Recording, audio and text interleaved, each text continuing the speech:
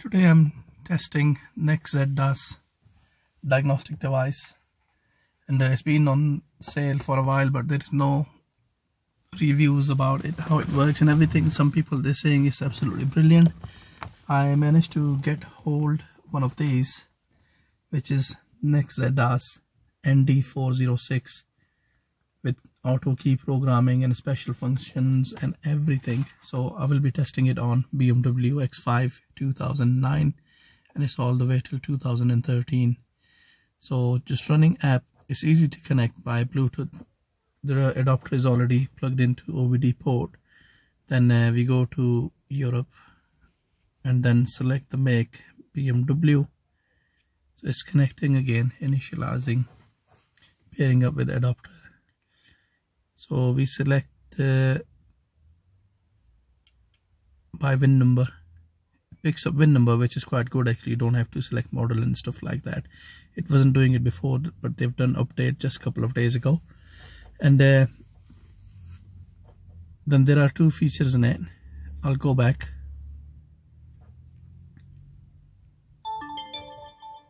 So one of them, you can go to OBD directly and then read DTC codes, and you have to select the protocol from here, and now it's picking up automatically. So what do you want to select? Actually, control unit or engine. So I would go to control unit. If you have a fault on engine, so you scan engine, and if it's something else, then it's something else. So it says car is very healthy, there are no fault code. I'll go to engine now.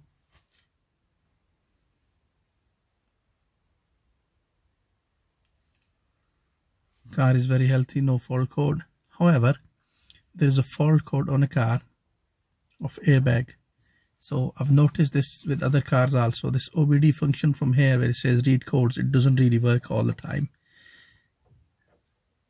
So if you go to DAS, where actually you can select for a deep scan, you select the model again by VIN number. It's connected. Press next. Make sure your model is right. Mine is 2009. It says 2008. It's same. It's all the way. It depends which ECU you have. So there are diagnose services and hot function. We'll go to diagnose system, and the quick diagnose system isn't really quick. Basically, it's quite lengthy one. I will show you that. First of all, I'll go to system selection, and then it shows you different part actually which one you want to scan. And again, it's not very simple for a new user. It's difficult where to find what. And for example, the airbag is an ACSM crash safety module. Sorry, just pressed by mistake a different module. What I've also noticed actually, when you scan it completely, it scans literally everything which could be in that car, instead of scanning and picking up the actual functions in it. So you can see here actually says connect ECU failed, please make sure the ignition is on. So ignition is on and everything. So this is another issue with this one, that with certain cars it will work very well, and with few cars it's not going to work very well. So I've noticed that. So I'm going to go to ACSM crash safety module. What I've noticed, if you try to scan from air, sometimes it wouldn't scan air, it will give you error code. But if you press on quick test, when it's scanning everything, it will scan that. So now it's gone to ACM control module, press trouble codes, read DTCs. It says telltale lamp for front passenger airbag activation. So we know the airbag lamp is activation, but it's not really telling actually what exactly fault is this.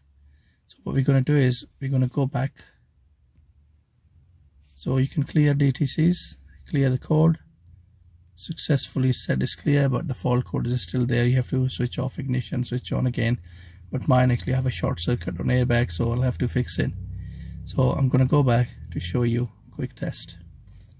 So now you can see it's 66 different functions in a car, which includes some of the feature which does not have in this car. So the problem is there.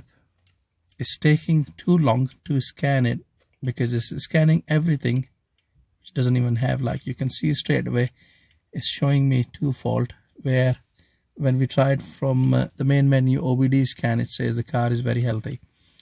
And another thing what I've noticed, actually, the function which the car doesn't have actually shows you as a fault, and it doesn't mean actually you have a fault on a car. It's simply you don't have that function. But the app isn't that great actually, which can read from your ECU actually what has been programmed in ECU and what needs to be scanned and what doesn't need to be scanned. So it's not really ideal, I would say.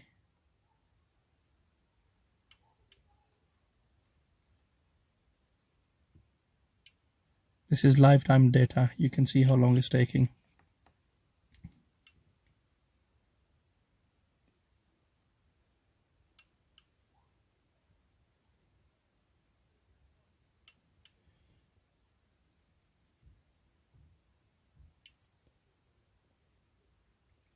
I've paid £150,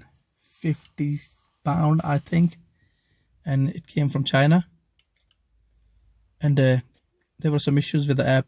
I couldn't actually run app on my new phone. I had to use one of the old phone, and I've been sending emails for a long time. Finally, they've managed to fix it. They've launched another update of the software, which is version 5.4, and I can run it now, but there are still some certain issues. For example, the device should actually test my battery also, but it doesn't really test the battery. When you press on battery, actually it doesn't do anything, and it says function not available.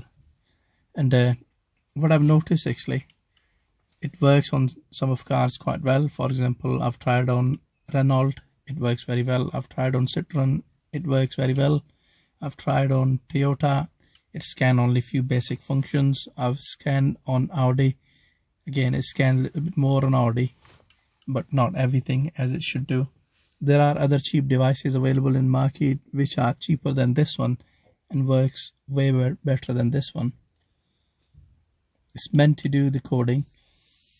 And another thing I've noticed, actually, there is no instruction, there's no guide with it how to code different parts of the vehicle. For example, your injections or injector or any other systems.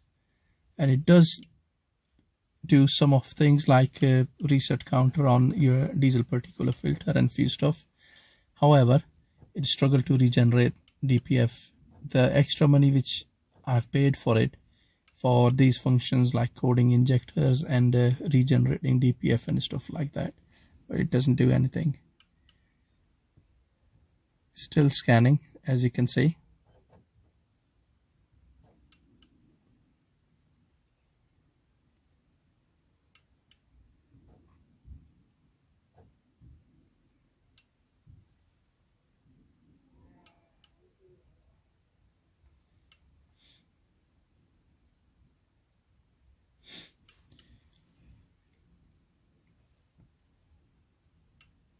So scanning different modules in the car, if you know a little bit more about these, it might be okay for very basic functions, but I wouldn't say actually it's really good for some of the things you need to do with the car. You will need something else.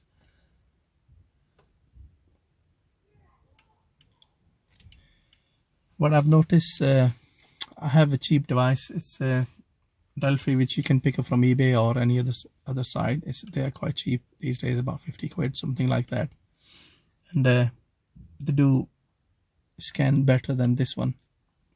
The response is quicker, the codes are very good, and you don't have to go through with many things. Like this seems to be a bit complicated for basic user. The person who's using it in day out, it's maybe okay for them, but not for somebody who just want to scan their car, just one-off thing, just trying to fix something on it.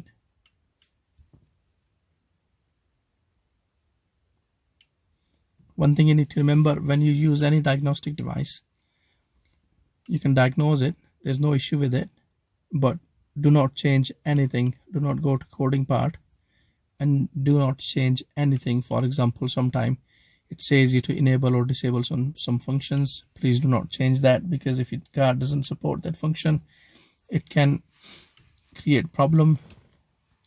It can create a problem to your ECU software. So please do not change any feature setting, any functions.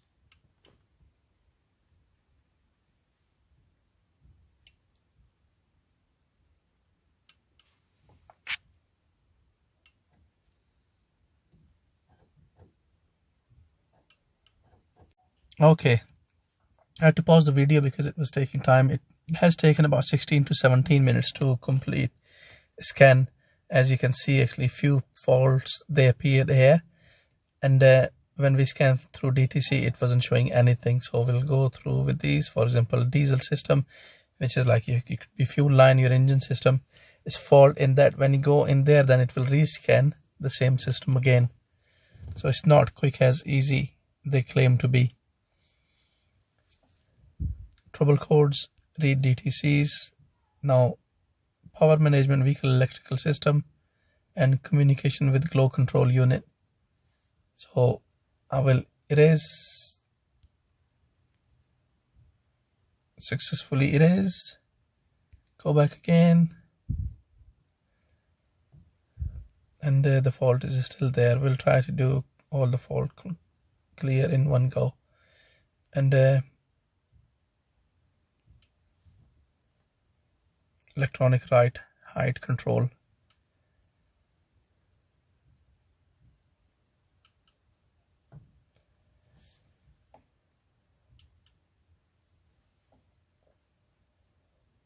Trouble code, read codes. K-can fault is because of electrical problem. When your battery is low, it will give you, what I've also noticed actually, amount of time it takes. Maybe you're fine with the manual key cars, but the cars with the fob, with the start stop button, it's after a few minutes actually the car automatically will go in safe mode to it, because the ECU thinks actually you might have forgot to switch off the ignition, and it will turn it off by itself. So when it turns off itself, then it interrupts the scanning. So that's another issue I've noticed. So this is the airbag fault, which is it tells me actually it's a faulty airbag, and I cannot open this to see actually what exactly it is. It's asking me to search on internet, which literally you put this code 93D2 on internet and it tell you actually what code is it. So it says telltale lamp for front passenger airbag deactivation. It doesn't mean anything. It could be anything. When I try to scan with the Delphi give me a bit more details. It says it's short circuit to passenger left airbag, which is a little bit more information. It says the side airbag of passenger side, because there are a few airbags, but this one doesn't give me any much information on it. And you can clear the code, system information and data list. You can't program or do anything with this airbag. Apart from that, central information display, con control, that's for air condition, and footwell module is different modules. They have different functions, and it's showing me loads of faults here.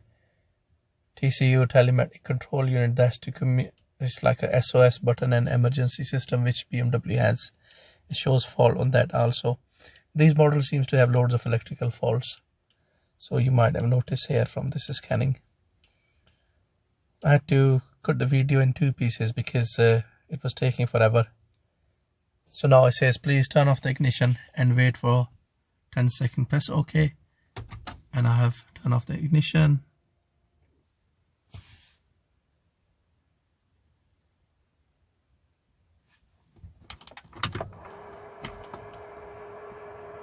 So it says please turn the ignition on again. Put the key back in. Switch out ignition. Press OK.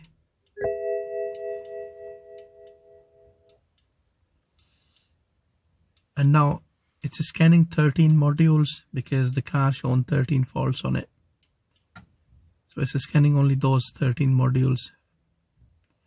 And you can see all those faults, they're back again. When you go in there, it doesn't really says what is it. Very basic information. Some of them, yes, good, but not all of them. So I was expecting a little bit better from this. And I have borrowed a friend's diagnostic device, Launch X431, and that seems to work better compared to this one, but a bit more pricey. As you can see, this fault. Roof function center, there is no roof actually. You don't have any sliding roof or anything in it. This is what I was saying. So this also shows as a fault. It just confuses you. So if you have any other better devices you think, please let me know. And I've ordered another device, Foxwell. That's a handheld device, and in a couple of days I'll upload the video and show you guys actually what that device can do. So thank you for watching, and just remember one thing, once again, one thing: do not change anything programming wise. Oh yeah, sorry, I forgot. Just wanted to show you something else before I go. About the vehicles it supports. So you have region wise American vehicles, you can see European vehicles, which is mostly UK vehicles use all these. So it has almost literally every single vehicle I've noticed. And some of the vehicles, like a Chinese vehicle, I've not downloaded that data. You can download the vehicles. The app itself is 60-70 MB. But remember one thing, you need a good device, because when you download all these vehicles, it actually takes quite a lot of space. So these are Asian cars, for example, if you have Toyota, Infiniti, and all these cars, Lexus, Mitsubishi, Nissan. So you go to these categories: Chinese, Audi and VW, not sure why it's there. Australian car, not sure why it's there. OBD2, it doesn't really work very well. If you go to special functions, then you have ABS, bleed, battery, DPF, electronic parking brake, injector, oil reset. For example, if you go to oil reset, then you again go to your vehicle.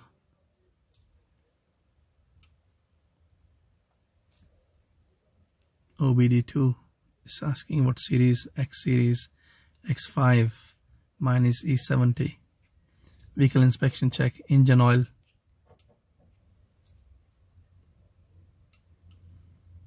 Do not reset these guys, because it's a good reminder for you to maintain your car. The reason why I'm resetting, because all the work's been done on my car. Reset complete. Front brake's been done on this car.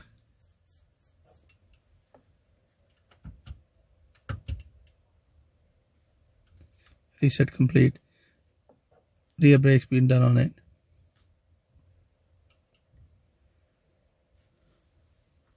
The car is been through full service.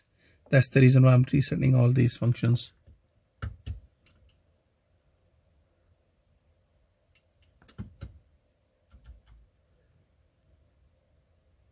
Dust filter.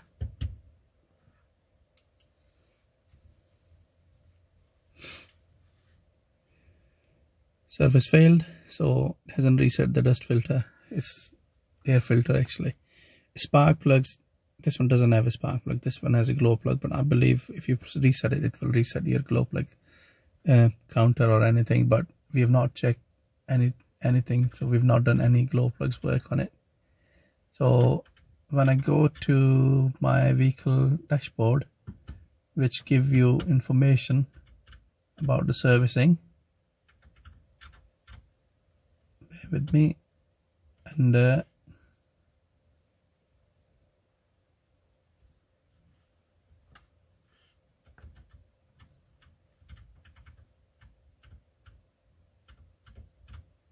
yeah, so the servicing has been reset on the car successfully from this device, so which isn't bad.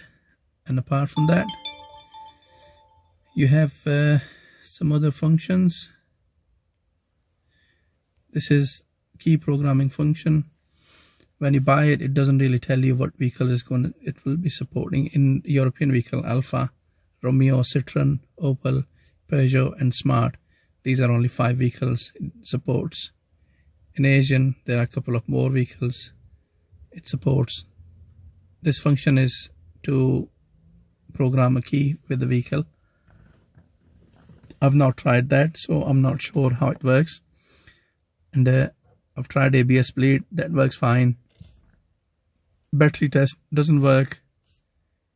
Then DPF, again same issue. As you can see, it's not many vehicles in DPF, so it's only few vehicles which it can actually scan your DPF. So X series, X5, E70. enable regeneration, that's already enabled. Request regeneration not requested. So if I press on it, it doesn't do anything. So status regeneration not active.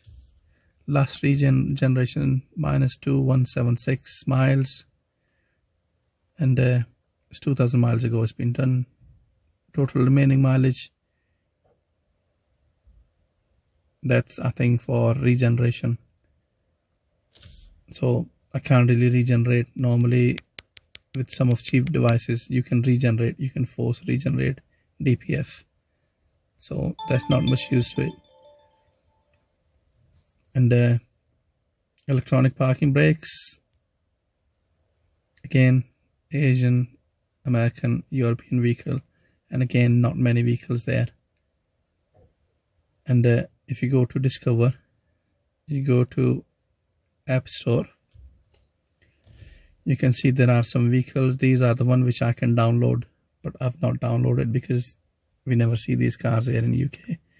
Some of the strange thing I've seen, actually, it has actually a Bentley, Bugatti, Lamborghini, Rolls-Royce.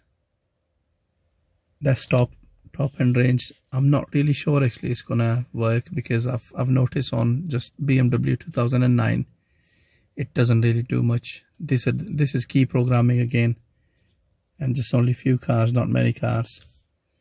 So that's it. If you have any question, let me know. I will try to help you. Just bear in mind this video is for education purpose only.